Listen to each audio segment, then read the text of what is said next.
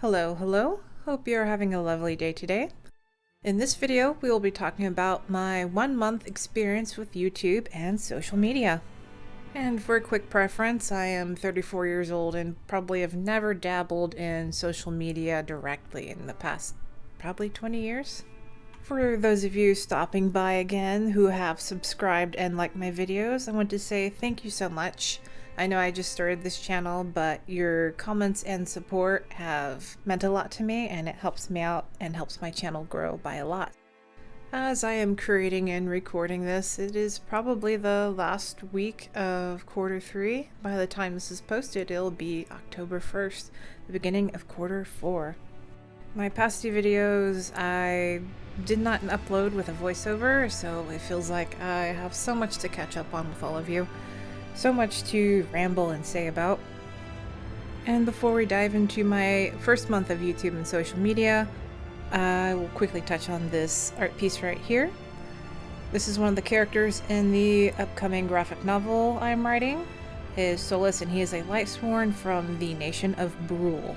Lightsworn are soldiers who are given the gift of light magic by the Emperor Arcturus. This nation will be clashing with the main characters as it tries to extend its reach over the 3 nations within the Stillwall. And now while I'm sketching that out, we'll go right into the talk of YouTube and social media for my first month. Now, I haven't touched social media in about almost 20 years, that's 2 decades. Of course, you know, I'd watch YouTube videos and subscribe to channels and enjoy their work.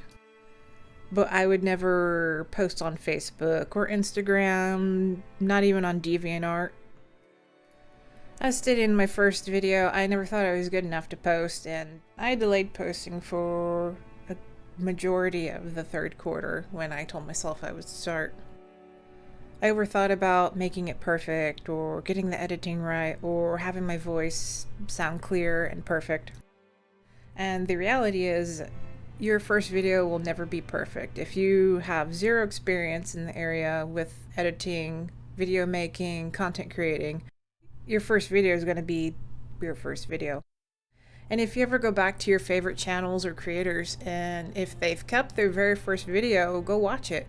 You'll see exactly where they started out from. And hopefully that can be a bit of inspiration for you if you're going seeking to make your own content. Everyone has a start from somewhere, and over that time you get experience and reflection on your work and what you can do to improve. And I would say I've so far learned quite a lot in the first month. The first thing I learned is about recording and editing time. And if you're curious, the program I use is DaVinci Resolve 18 free version, which the program is absolutely amazing. I did some research to find what free program I wanted to start out with, and surprisingly this has no watermark and actually quite a lot of features. Just for basic editing, you can come in here and get it done right away. You don't have to pay attention to the bells and whistles, though it is definitely worth learning some of it, and especially Fusion.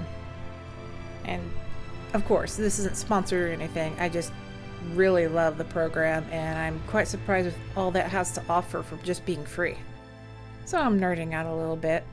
After watching some of the tutorials through their website and through YouTube, it gave me enough basic information so I could start.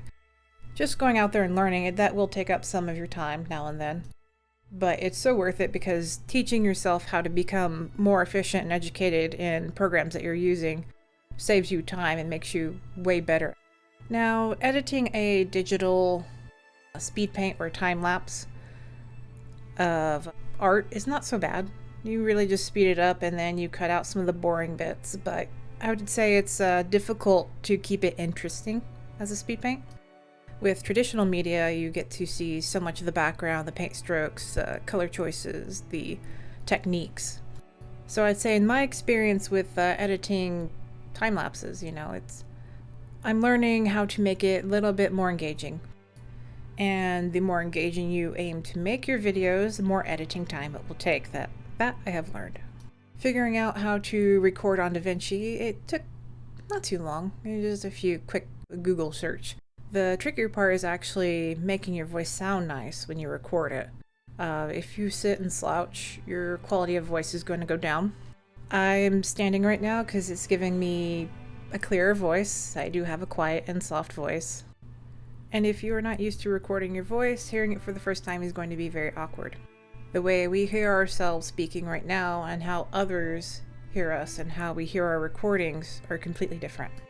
I, like many others, did not like the sound of my recorded voice at the start, but over time I got used to it. This is my voice. I did grow up with a speech impediment. Now and then you will hear it. It sneaks up now and then. I'm not too worried about that. It is what it is.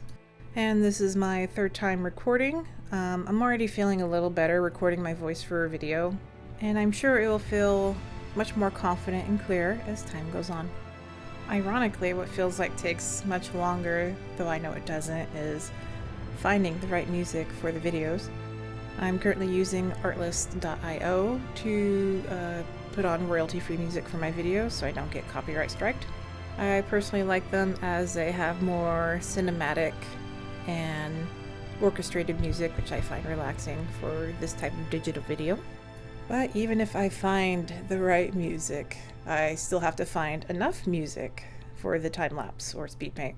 Most of those pieces can range between 2 minutes to 5 minutes long, and my time lapses usually range 8 to 16 minutes, really depending on the content.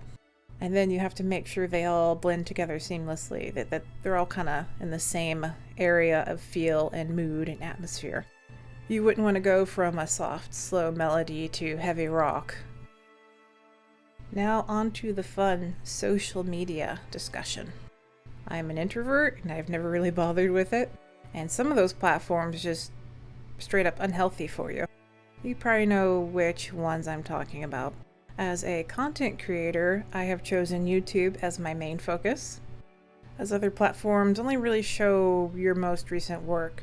Their algorithms want you to post often, post every day, post constantly, post reels, post videos, post stories, post. And for some content creators, that's very demanding. It's all encouraging fast consumption, tons of output, which takes a lot of your time away from creation.